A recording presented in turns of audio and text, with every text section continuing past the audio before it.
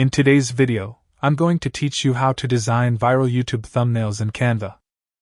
Start by opening Canva and searching for YouTube thumbnail. Choose the preset 1280 by 720 pixel size. You can begin with a blank canvas for full control or pick a template to customize quickly to your style. Set the stage with a strong background. A simple gradient, circular or linear, adds depth without distracting from your subject.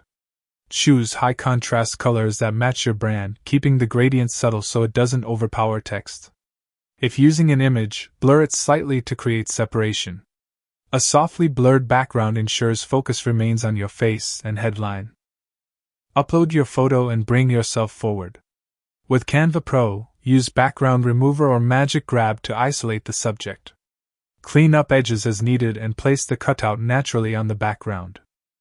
Make your subject pop. Add a drop shadow for depth, slightly offset, softened, and low in transparency. A subtle glow or backlight behind your subject can act as a rim light.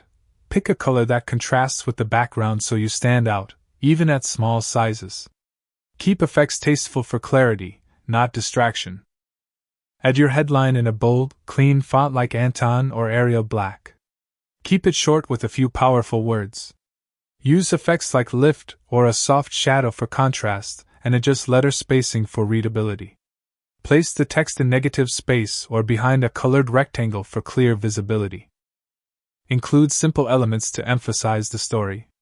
Arrows, circles, or subtle shapes behind text guide the eye and reinforce the message.